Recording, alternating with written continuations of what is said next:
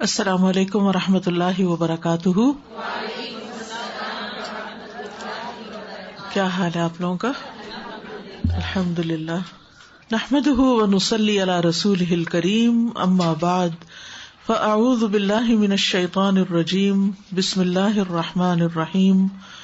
رب اشرح لی صدری ویسر لی امری واحلل عقدۃ من لسانی یفقہوا قولی. آج ہم پڑھیں گے کہ جادو اور نظر بد کی علامات کیا ہیں، کہاں سے پتہ چلے گا کہ یہ جادو ہے یا نظر بد ہے.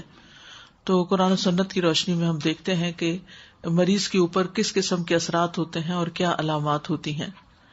مثلاً جب انسان پر جادو ہوتا ہے یا اس کو نظر لگتی ہے تو وہ دیوانوں جیسی حرکتیں کرنے لگتا ہے، یعنی اچانک اس کے مزاج میں تبدیلی آ جاتی ہے. یعنی ایک اچھا بھلا چنگا بھلا انسان بھلا مانس گالی گلوچ پہ اتر آتا ہے. تو یہ دیوانگی ہے نا، پاگل پن ہے. ابو ذر رضی اللہ عنہ نبی صلی اللہ علیہ وسلم سے روایت کرتے ہیں کہ بے شک نظر بد آدمی کو اللہ کے حکم سے دیوانہ کر دیتی، یعنی اس میں پاگل پن کے سے دوڑے پڑنے لگتے ہیں، مثلا چیخو پکار کرنے لگتا ہے، یا اور اسی طرح کی کچھ حرکات اس سے سردرد ہونے لگتی ہیں جو عام نارمل حالات میں نہیں ہوا کرتی.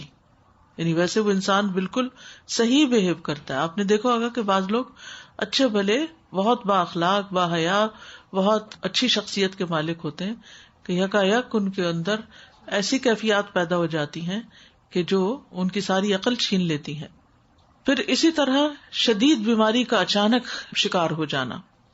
عبداللہ بن عامر کہتے ہیں کہ عامر بن ربیعہ اور سہل بن حنیف دونوں غسل کرنے کے ارادے سے نکلے. وہ کوئی اوٹ تلاش کر رہے تھے کہ نہا سکیں. سہل نے اپنے اوپر سے اون کا جبہ اتارا. عامر کہتے ہیں جب میں نے اسے دیکھا تو اسے میری نظر لگ گئی. وہ پانی میں اتر کر نہانے لگ گیا. میں نے پانی میں اس کے بڑبڑانے کی آواز سنی تو میں اس کے پاس آیا. اسے 3 دفعہ آواز دی لیکن اس نے جواب نہیں دیا. پھر میں نبی صلی اللہ علیہ وسلم کے پاس آیا اور آپ صلی اللہ علیہ وسلم کو ساری بات بتائی. اس پر آپ صلی اللہ علیہ وسلم تشریف لائے اور پانی میں داخل ہو گئے. گویا کہ میں اب بھی آپ کی پنڈلیوں کی سفیدی دیکھ رہا ہوں. آپ نے اس کے سینے پر 3 دفعہ ہاتھ مارا اور پھر یہ دعا دی، اللہم اذہب عنہ حرہا وبردہا ووصبہا. اے اللہ اس کی گرمی اور سردی اور بیماری اور لاغری دور کر دے. پھر آپ صلی اللہ علیہ وسلم کھڑے ہوئے اور فرمایا، جب کسی کو اپنے بھائی کا وجود یا کوئی مال پسند آئے، یعنی اس کی شکل اچھی لگ رہی، جیسے دلہن وغیرہ کو دیکھتے ہیں، یا ویسے ہی کبھی کوئی شخص بہت ہی پیارا لگ رہا ہوتا ہے تو اس کے لیے برکت کی دعا کر دے، کیونکہ نظر لگ جانا برحق ہے. اب یہ خاص نظر کی دعا ہے، یہ آپ کو یاد ہونی چاہیے. اب بچہ مثلاً بہت رو رہا ہے، کوئی بھی ان یوزول سمٹمز ہے اور آپ کو فیل ہو رہا ہے کہ اس کو کوئی اچانک ہی بیماری لگ گئی ہے، تو اس صورت میں یہ دعا بہت فائدہ مند ہے، کیونکہ یہ نبی صلی اللہ علیہ وسلم نے پڑھی ہے. اور نبی صلی اللہ علیہ وسلم کا کسی دعا کو پڑھنا جو ہے کوئی معمولی عمل نہیں ہے. آپ کہاں سے پڑھتے تھے؟ آپ کو جو کچھ ملتا تھا وہ وحی الہی سے ملتا تھا. اللہم اذہب عنہ حرہا وبردہا ووصبہا. اے اللہ اس سے دور کر دے اس کی گرمی، یعنی اگر نگاہوں کی گرمی اس کے اندر آئی ہے تو وہ دور کر دے، اور سردی اور بیماری اور لاغری.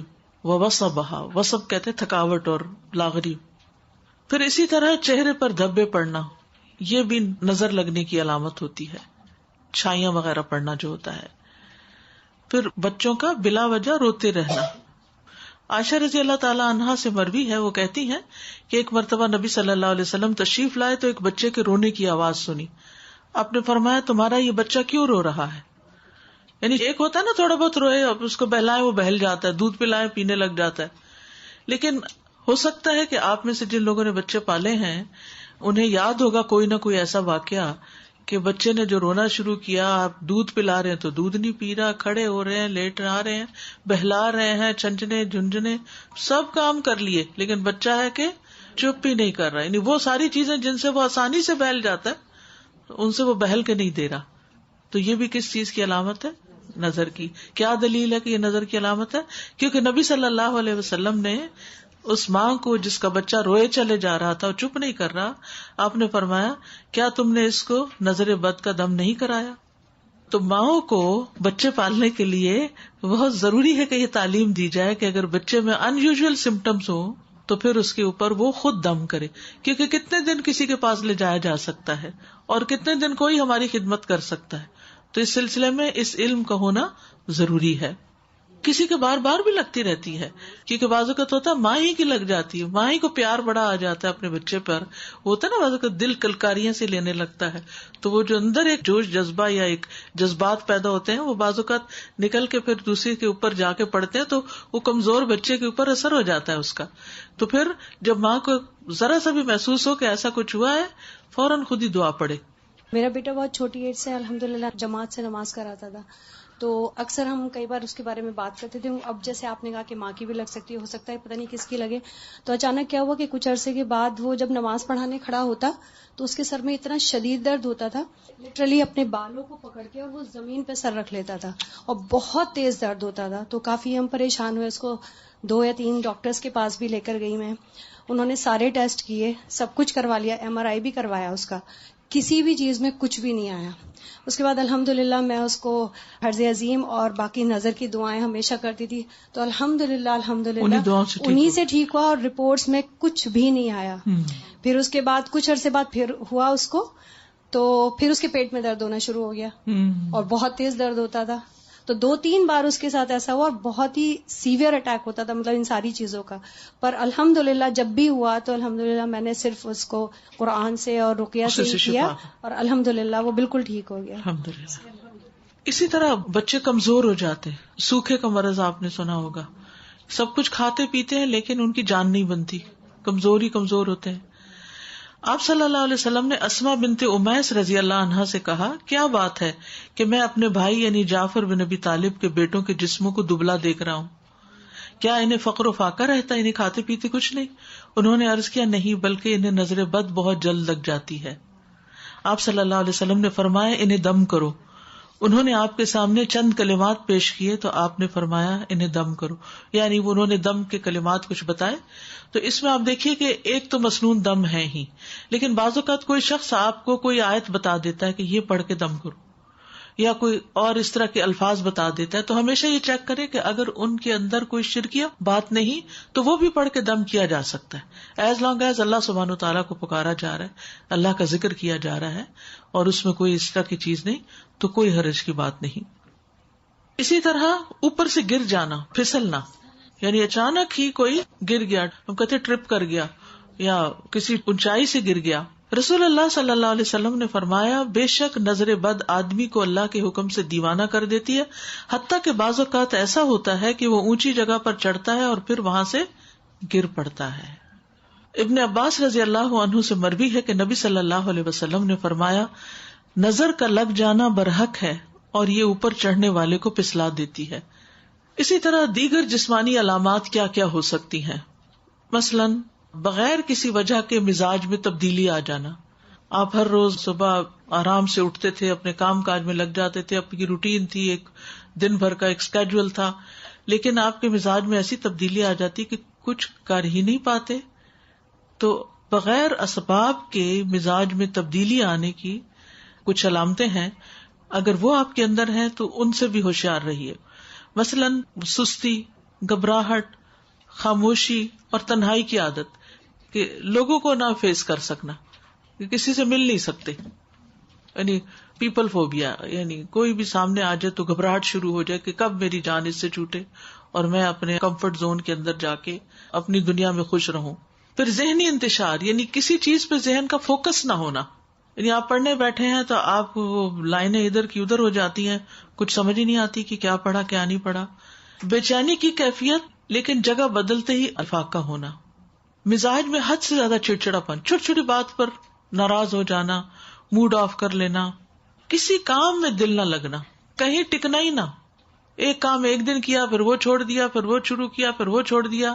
نماز، روزہ اور دیگر عبادات سے دل اکتا جانا.